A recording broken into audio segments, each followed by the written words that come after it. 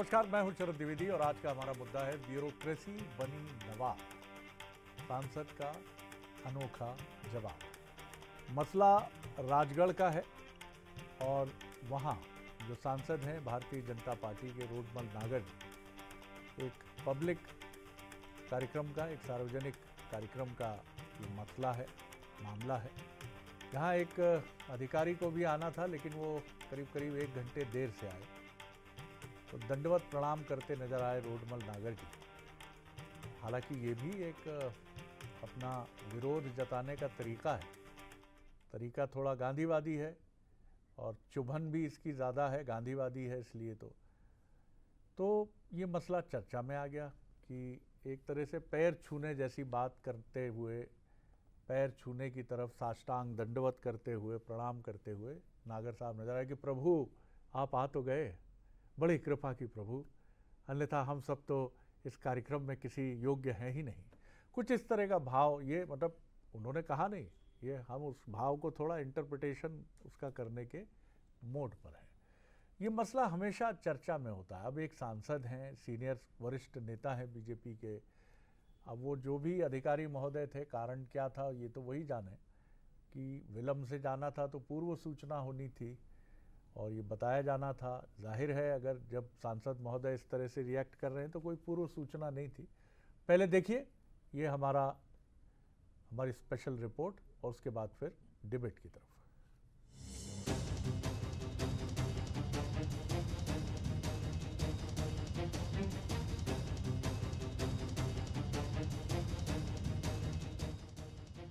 जिस शख्स को आप पैरों में गिरता देख रहे हैं, ये कोई आम आदमी नहीं है। ये है राजगढ़ के सांसद रोडमल नागर, जिन्होंने एक कार्यक्रम में अधिकारियों का करीब 1.5 घंटे इंतजार किया। इंतजार करते करते उनका धैर्य जवाब दे गया। इससे सांसद रोडमल नागर इतने नाराज हुए कि मंच से उतरकर अफसर के पैर छूने लगे। उन्होंने कहा कि बेवकूफ की तरह 1.5 घंटे इंतजार कराया गया। केवल इवेंट करने से कुछ नहीं होता, जमीन पर काम होना चाहिए।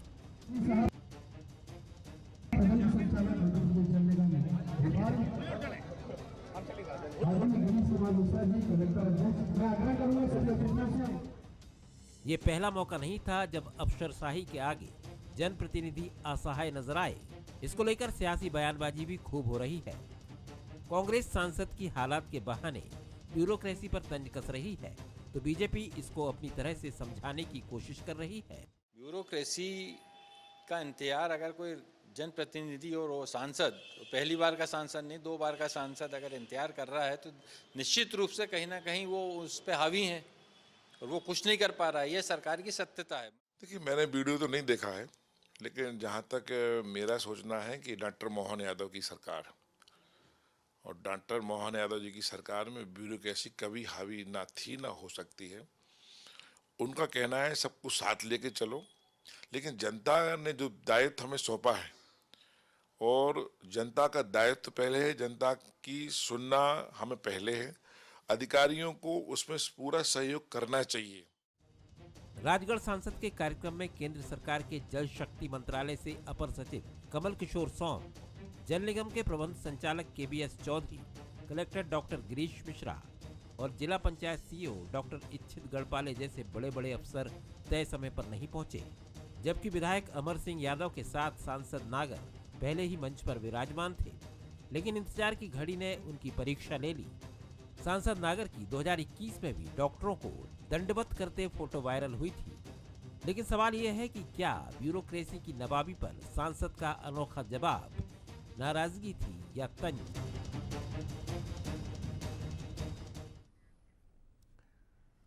बीजेपी के सीनियर लीडर और केंद्रीय गृह मंत्री अमित शाह को हमने पार्टी के अंदरूनी बैठकों में विनम्रता से इस बात से असहमति जताते देखा है कि ये पुष्प गुच्छ वगैरह देने की परंपरा बहुत कम रखिए या हटा दे तो कोई आपत्ति नहीं। मंचासीन व्यक्तियों के क्रम से नाम लेने में कम से कम 5 मिनट 6 मिनट लग जाएंगे।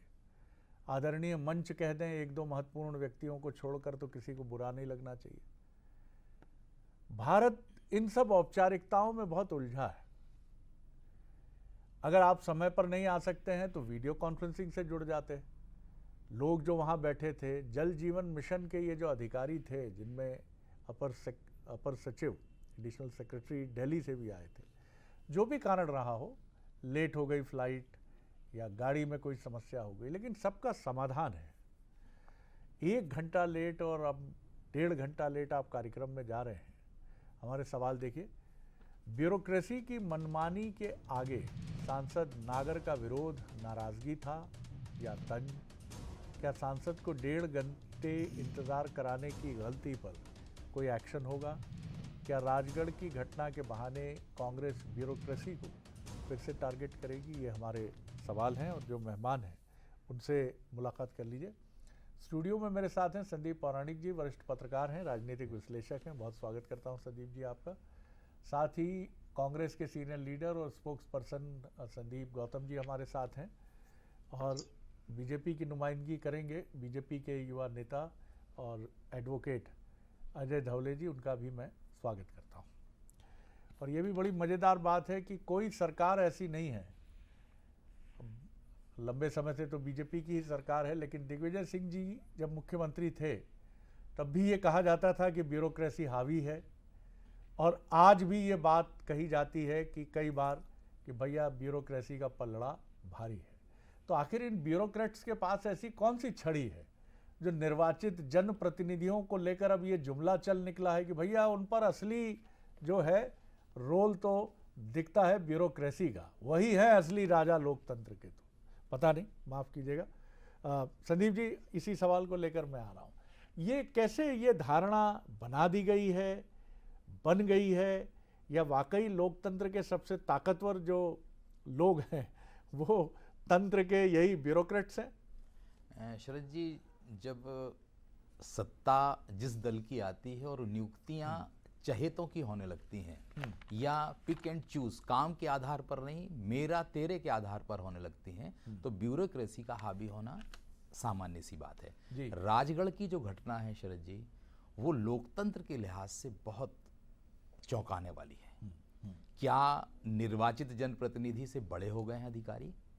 ये घटनाक्रम है, रोडमल नागर ने जो किया वो कोई एक घटना को लेकर नहीं किया होगा शरद जी, कि सिर्फ 1 घंटे देर से आए। उनकी लंबे समय से बात नहीं सुनी जा रही होगी या ब्यूरोक्रेट्स नहीं सुन रहे होंगे, तो विरोध का उनका एक अपना तरीका था और वो उन्होंने गांधीवादी, जैसा आपने कहा, वो अपनाया गया।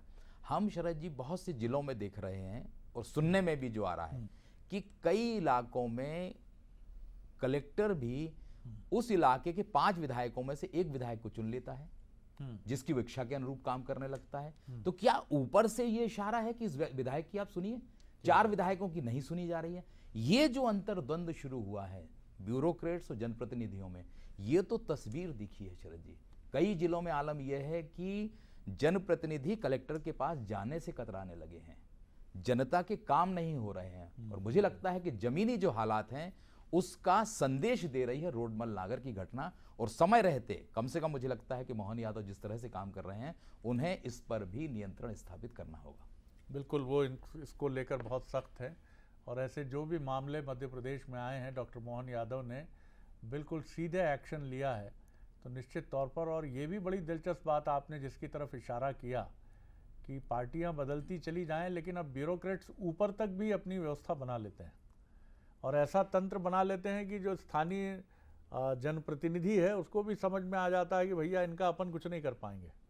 शरद जी, हमें दिखता है सत्ता भले बदल जाए, दल भले बदल जाए, जो मजबूत एक प्रशासनिक अधिकारी है, वो चाहे दिग्विजय सिंह की सरकार रही हो, चाहे कमलनाथ जी की रही हो, चाहे शिवराज जी की रही हो, चाहे आज मोहन यादव जी की हो, कई ऐसे अधिकारी आपको दिख जाएंगे जिन पर तमाम आरोप रहे, उनकी कार्यशैली को सवाल उठे, लेकिन वो मजबूत जगह है, तो कहीं ना कहीं तो उनकी नीचे से लेकर ऊपर तक कुछ तो पकड़ रहती है। बिल्कुल आपने सही कहा। और अभी उत्तर प्रदेश काडर के एक IAS अधिकारी जो दिल्ली में एक बहुत महत्वपूर्ण दायित्व तो संभाल रहे थे, अचानक उन्होंने उसको छोड़ा, उसकी भी चर्चा रही, लेकिन वो उतने ही करीब थे समाजवादी पार्टी के अखिलेश जी के। अखिलेश यादव की पूरी कमान संभाली उन्होंने।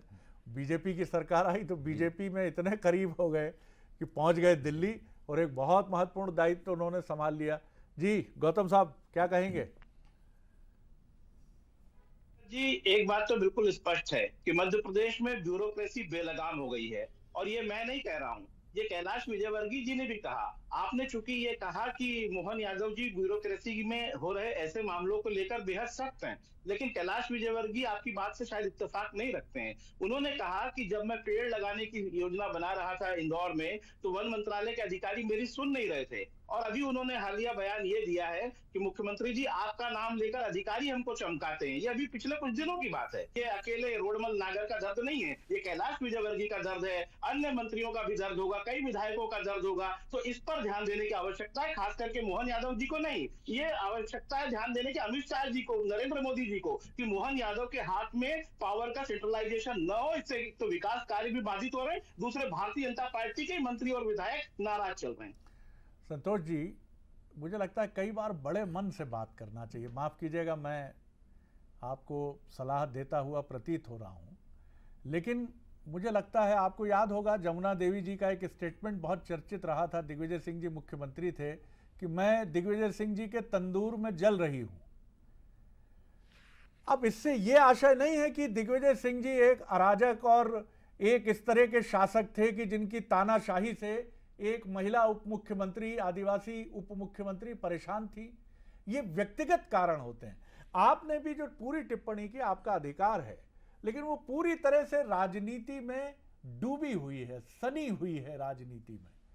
आपका प्रयास पूरा है कि सरकार और उसके मुखिया पर हमला कर सके, यह आपका अधिकार है, लेकिन फिर भी कुछ बातें ऐसी भी तो आनी चाहिए कि क्यों ये परंपरा चली आती है कि दिग्विजय सिंह जी के समय से लेकर और पहले भी चले जाइए, ये बातें उठती हैं। हमें इसके समाधान की तरफ भी जा। एक शब्द आपने नहीं कहा कि वो अधिकारी महोदय क्यों विलंब से आए, क्या उनका दायित्व तो नहीं है? क्या डर से ही चलाएंगे हम ब्यूरोक्रेसी को कि आप सस्पेंड नहीं आए, आप गए, खत्म हो गए? मैं आऊंगा आपकी तरफ, लेकिन ये बड़े सवाल हैं, ये बड़े सवाल है। क्या हम डंडा लेके खड़े होंगे अखिल भारतीय सेवा के अधिकारियों के सामने? चीन में टॉयलेट में आईना नहीं होता, समय खराब होता है। अनुशासन क्या हम सबको सिखाया जाए कि स्टूडियो पे समय पर आइए, 5 मिनट पहले पहुंच जाइए? अजय जी, आपकी टिप्पणी जी। लगता है उनसे संपर्क। एक संदीप जी, आपकी छोटी टिप्पणी, फिर मैं चलूंगा जी। शरद जी, स्वाभाविक सी बात है कि जो भी व्यक्ति है उसको खुद को अनुशासन में रहना पड़ेगा। मेरा ये मानना है कि अगर अधिकारी देर से आए थे, क्या उन्होंने रोडमल नागर को सूचना दी? वही बात है। सवाल यह है कि आप पे इतनी बड़ी जिम्मेदारी और आप इतने बड़े पद पर हैं, तो अगर आप अनुशासित नहीं रहेंगे, भारतीय प्रशासनिक सेवा के हैं, और संबंधित को सूचित नहीं करेंगे, तो कहीं ना कहीं ये भूल उनकी तरफ से हुई है। अजय जी, फिर अजय जी एक कमेंट आपका इस पर जी। अजय जी,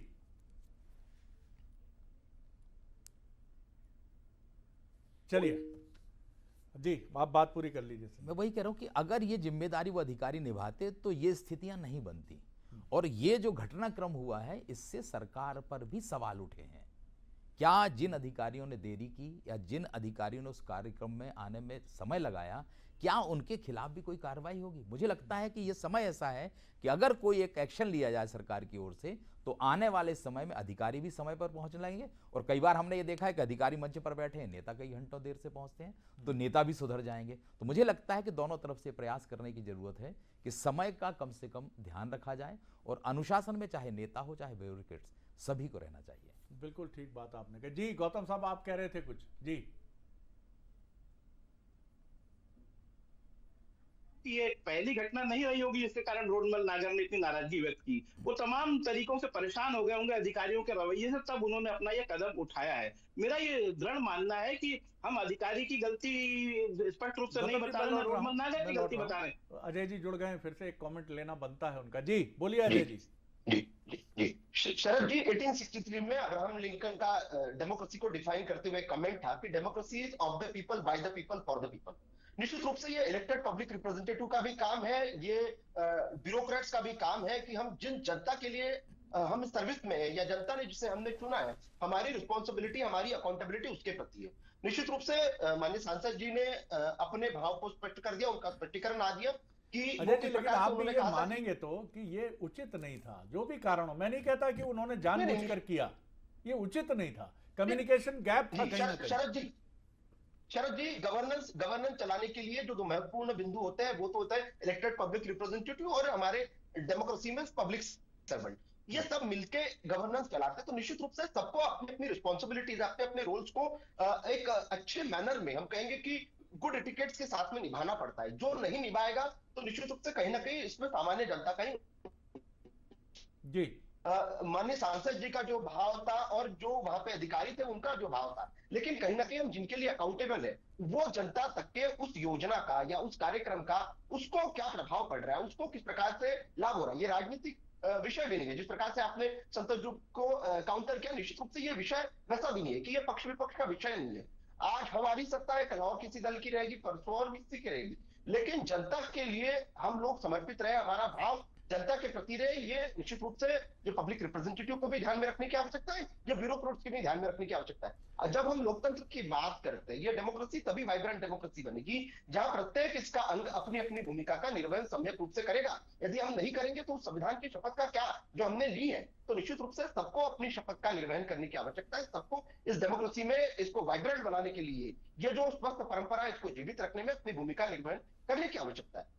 ये एक किसी सिलेक्टिव उदाहरण को कोट करके कि अक्षरशाही बेलगाम हो गई या पब्लिक रिप्रेजेंटेटिव जनता के प्रति जवाबदेह नहीं है, ऐसा हम नहीं कह सकते। हमारे देश ने 75 वर्ष का हमारा डेमोक्रेसी का एक कालखंड, विस्तृत कालखंड रहा है। कई बार सरकारें आई, कई सरकारें गई, एक बार उसके बाद भी हमारा लोकतंत्र जीवित रहा है। वो जनता की वजह से जीवित रहा है। हमारी जनता का आज भी हमारी देश की संवैधानिक संस्थाओं पर विश्वास है, हमारी ब्यूरोक्रेसी पर विश्वास है, हमारे निर्वाचित जनप्रतिनिधि पर विश्वास है। ये विश्वास कायम रहना चाहिए, ये ऐसी सबकी मंशा होनी चाहिए।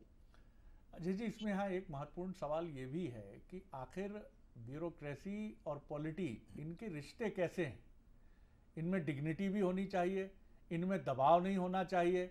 अब अगर हम ब्यूरोक्रेसी में भी कांग्रेस और बीजेपी ढूंढेंगे कि ये हमारे प्रति निष्ठावान है, नहीं नहीं इनको नहीं रखना है, नहीं नहीं इनके बीजेपी से लीनियज है, नहीं नहीं ये कांग्रेस वाला है, ये कांग्रेस वाला है, भैया भैया भैया इसको लूप लाइन पे डालो, तो आप किसको नष्ट कर रहे हैं?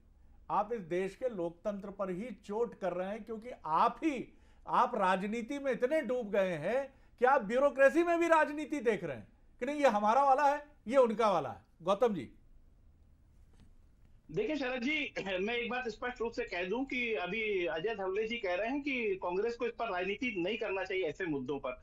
तो मैं अजय धवले जी को कह दूं कि हम विपक्ष हैं और जहां भी ऐसी कोई कमी देखेंगे और हम देखेंगे कि ब्यूरोक्रेसी अगर बेलगाम हो गई है और जनप्रतिनिधि को उसके आगे झुकना पड़ रहा है, तो हम ऐसे मुद्दे उठाएंगे। लेकिन अजय धवले जी कांग्रेस को ये सीख दे रहे हैं कि आप राजनीति कर रहे हैं। भारतीय जनता पार्टी को केवल ये अधिकार प्राप्त है कि वो हर मुद्दे पर राजनीति कर सकती है। अगर कांग्रेस मुद्दा उठाए तो उनके लिए राजनीति हो जाती है। क्या मैं इनकी प्रशंसा के लिए बैठा हूं यहाँ पर? मैं विपक्ष का प्रवक्ता हूं, तो मैं सरकार की टांग खींचने के लिए बैठा हूं कि यदि आप गलत कर रहे हैं तो हम आपके कान मरोड़ेंगे। लेकिन ये हमारे से वो अधिकार भी खत्म करवा देना चाहते हैं। गौतम जी, आपका दायित्व तो बिल्कुल समालोचना है। आलोचना के लिए आप नहीं है सिर्फ कि for the sake of criticism, आपको आलोचना के लिए आलोचना। मैं नहीं कहता आप तारीफ करिए, लेकिन नहीं शरद जी, मेरी बात सुन लीजिए, मेरी बात सुन लीजिए, तो सारी बात आ जाएगी। आपने कहा कि मैं पॉइंट कर रहा हूं कि ये ब्यूरोक्रेसी में ये खराबी है तो मुझे उस तरीके से नहीं देखना चाहिए। ये पूरे मध्य प्रदेश में जनचर्चा का विषय बन गया है कि कोई भी क्रीमी पोस्ट, चाहे वो टीआई की हो, एसपी की हो,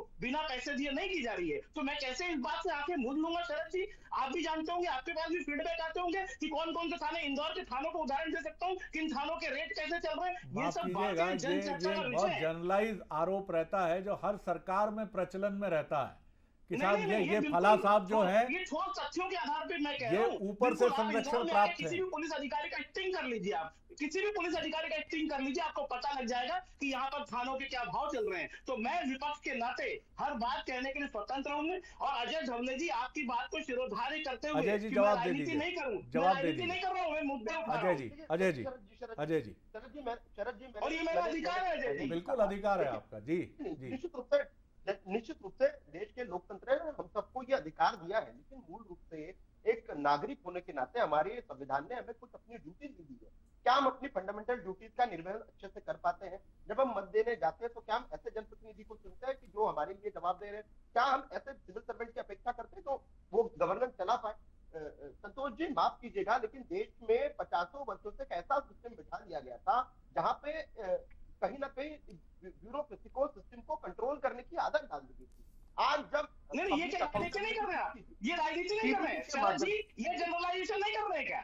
ये राजनीति नहीं है, 50 वर्षों से शिक्षा चरण इस जी, तरीके से ढालती है सुन क्या? लीजिए, चरण आपकी सुन शिक्षा लीजिए, बहुत फिर महान आपके है, पास मौका रहेगा आपकी गौतम शिक्षा जी, बहुत महान है, आपके पास और मौका हमारी रहेगा, शिक्षा अभी का 2 मिनट है हमारे जनरलाइजेशन पास। कर रहे हैं। मैं उदाहरण के तौर पे प्रस्तुत करना आप चाहता हूं। जनरलाइजेशन कर रहे हैं और आप हमारी मैं सरकार पर उदाहरण आरोप के लगा तौर रहे पे हैं, तो प्रस्तुत अपने करना आप भी चाहता 4 हूं। उंगली उठने की इस तैयारी देश रखिए। में इस देश में सामान्य से गैस सिलेंडर के लिए आपको सांसद के पास जाना पड़ता था। ये क्यों सरकार को ऐसी अरे भाई, जब आपकी आलोचना आप- होती तो आप कहते हो हम आज राजनीति कर रहे हैं। किस आप हमारी किस आलोचना प्रकार करने से के लिए नहीं हमारे गौतम जी अड़िए और मत राजनीति किसी नहीं कर विषय रहे हैं। पर, गौतम जी अड़िए मत, आपने लोकतंत्र को आपकी इस बात तरीके से रजिस्टर दबाना हो गई, चाहते हैं, लोकतंत्र की हत्या आपकी करना बात चाहते हैं आप रजिस्टर लोग। हो गई। विपक्ष की ये भी बात दौर नहीं देखा करते हैं। और आप आज हमसे एक सीधे-सीधे साधारण आरोप सा लगा रहे हैं व्यक्ति कि कांग्रेस की सरकार आज है एक ऐसी थी। साधारण सा व्यक्ति उसके जीवन में सुशासन इस कदर स्थापित हो चुका है कि उसको गैस का सिलेंडर खुद ऑनलाइन भर के फॉर्म भर के 900 रुपए में मिल रहा है, कभी हमारे सांसदों समय को 450 में मिलता था। देश तो 900 में रुपए में मिल रहा है देश गैस में का सिलेंडर। अफसरशाही को हावी 900 करने वाला रुपए में। नेतृत्व देश में अफसरशाही को हावी पेट्रोल करने 100 वाला रुपए, नेतृत्व कौन था? 110 किन रुपए लोगों ने नीचे है,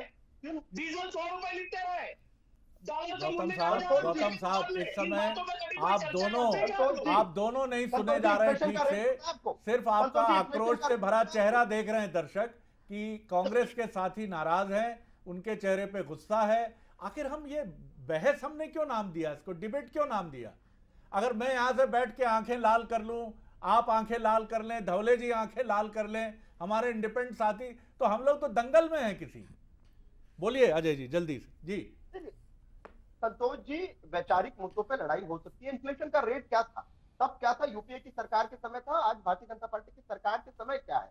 मूल रूप से चर्चा ये होनी चाहिए कि देश के नागरिकों का जीवन किससे सुगम बनाया। आज सामान्य व्यक्ति को यदि अपने किसी एक योजना के लाभ मिलना चाहिए तो डीबीटी के माध्यम से उसके खाते में आ जाता है।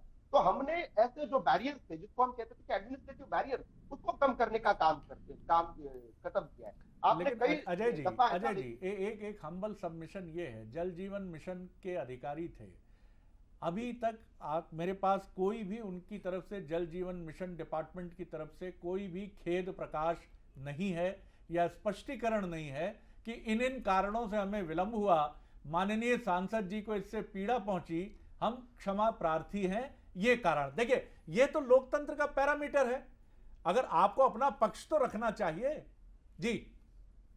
शरद जी, उसके बाद में मुझे लगता है माननीय सांसद जी का स्पष्टीकरण भी आया है। उन्होंने कहा था कि मेरा जो भाव था, उन्होंने अपने भाव को प्रकट किया कि मैं योजना में, उस पर्टिकुलर ग्राम की योजना में, और जिस प्रकार से थोड़ा सा उसमें देरी हुई है उसको लेके वो चिंतित थे, उन्होंने वो स्पष्ट रूप से कहा है। लेकिन आप देखेंगे जिस योजना की हम बात कर रहे हैं, वो योजना देश के नागरिकों के लिए गेम चेंजर साबित हुई है। 15 अगस्त 2019 में आदरणीय प्रधानमंत्री जी ने नल जल योजना की, मतलब इस जल जीवन मिशन की लॉन्च किया, और जल जीवन मिशन में विगत 7-8 वर्षों में ही आप देखेंगे उसका रिकॉर्ड 15 करोड़ तक के शुद्ध पेयजल पहुंचा है। तो कहीं ना कहीं इस योजना ने देश के सामान्य नागरिकों के जीवन को सुकर बनाया। आज मूल रूप से हमारा ये विषय है कि किसी अच्छे काम की प्रशंसा भी होनी चाहिए, लेकिन कहीं ना कहीं ऐसे विषय आते हैं बिल्कुल आलोचना भी करते हैं। सर, इसमें यही सुझाव है कि हमें कार्यक्रमों का स्वरूप इतना, जनप्रतिनिधि का मंच है वो, नागर साहब अपने क्षेत्र में है, जल जीवन मिशन का जो कार्यक्रम है, तो वहां अधिकारियों की मौजूदगी की आवश्यकता भी क्या थी, नहीं थी तो वो वीडियो कॉन्फ्रेंसिंग से जुड़ जाते। हम अपने कार्यक्रमों को इतना औपचारिक क्यों बना रहे हैं? दिल्ली से आए, बॉम्बे से आए, कहीं जीप में गड़बड़ हो गई, गाड़ी में गड़बड़ हो गई। आप इन सारी चीजों को सरल करें। मंच जो वहां का है वो मंच है रोडमल नागर जी का, उन पर छोड़ दीजिए, वही वहां मुख्य अतिथि हैं, उन्हीं के जरिए सम्मान होना चाहिए, चाहे वो पक्ष का नेता हो या विपक्ष का नेता हो। माफी चाहूंगा, वक्त नहीं है मेरे पास, नहीं तो और आगे बढ़ाता, विषय बहुत संवेदनशील है। लेकिन आप दोनों को ये सोचना पड़ेगा, जिस तरह से हम आरोपों का सामान्यीकरण करते चले जा रहे हैं, हम धीरे धीरे ब्यूरोक्रेसी का राजनीतिकरण करते चले जा रहे हैं, स्थितियां जटिल होंगी। ये परमानेंट सरकार है, ये 30 साल 35 साल आयु के हिसाब से चुनकर आते हैं।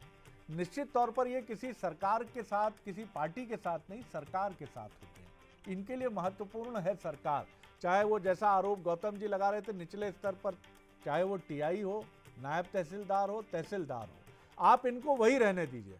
अगर आपने इनको राजनीति का चश्मा पहना दिया तो बड़ी मुश्किल हो जाएगी, बड़ी कठिनाई हो जाएगी, और असंवेदनशीलता भी बहुत अराजक तरीके से बढ़ने लगेगी कि ये अधिकारी कहीं वोटिंग लिस्ट देखकर भी फैसले ना करने लगे कि ये इस बूथ का वोटर तो फला पार्टी का है, उस बूथ का वोटर फला पार्टी का है। बहुत शुक्रिया आप सभी मेहमानों का। नमस्कार।